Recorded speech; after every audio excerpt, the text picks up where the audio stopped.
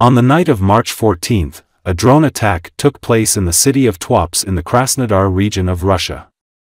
Local Telegram channels reported this. Ukrainian kamikaze drone struck an oil refinery. As a result, an explosion and fire broke out in the oil tanks. The fire is said to have covered an area of 1,000 square meters. There are no reports of casualties. Local authorities reported that the air defense system was activated, the drones were shot down, and the debris fell on the territory of the plant, causing a fire. Flights at Sochi airport were suspended due to the drone attack. It should be noted that this is not the first drone attack on the plant.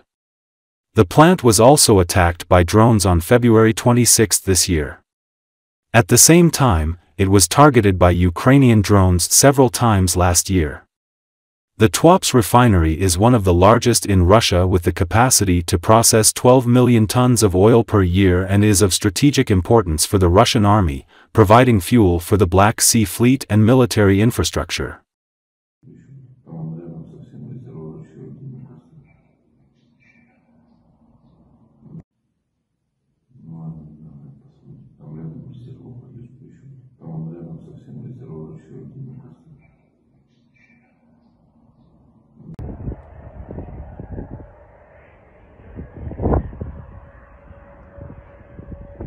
Это пиздец, бля, да. Охуеть.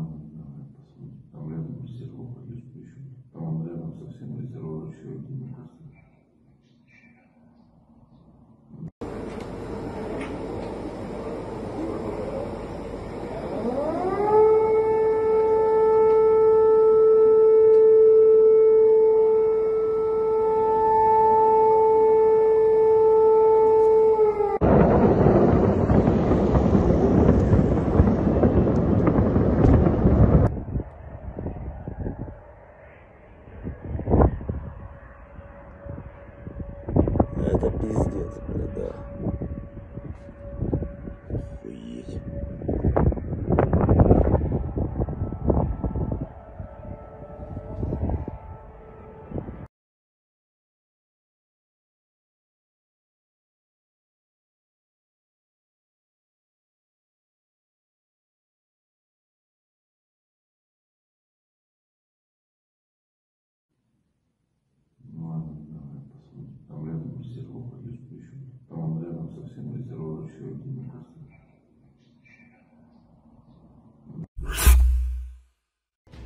Ukrainian drones have hit a camouflaged plant producing attack drones in Russia's Kaluga region, Ukrainian media reported, citing intelligence sources. The strike was carried out on the Kaluga gas concrete enterprise in the village of Abakovo in Dzerzhinsky district of Kaluga region. There, Russians had set up production lines for drones, including the Geranium-2, copied from the Iranian Shahed drones.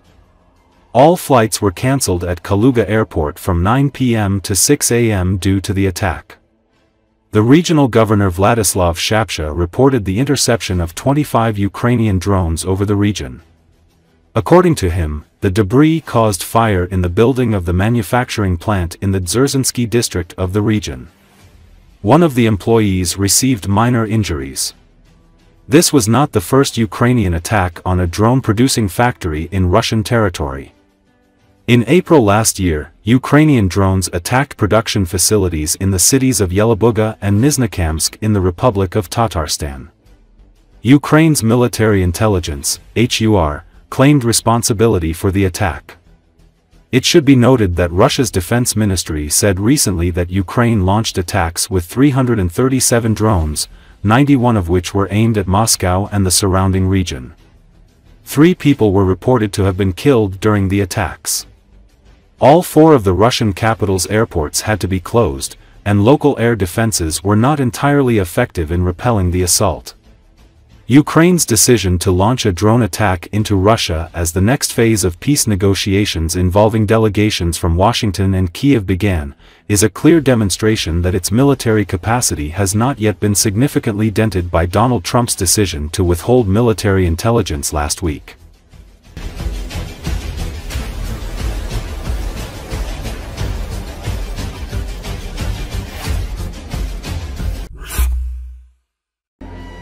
Active combat is ongoing in the area of Sudza and the surrounding territories of the Kursk region. The enemy is deploying assault units of airborne forces and special operations forces to break through the defense of the Ukrainian armed forces, according to the Commander-in-Chief of the Armed Forces of Ukraine, Oleksandr Syrsky. According to Syrsky, Russian forces are attempting to push Ukrainian troops out of the Kursk region and shift combat operations into the Sumy and Kharkiv regions. He stated that the enemy had already suffered significant losses. Since the start of the Kursk operation, total Russian troop losses have exceeded 54,900 personnel. Irrecoverable losses are over 22,200, sanitary losses amount to 31,800, and 942 soldiers have been taken prisoner, he said.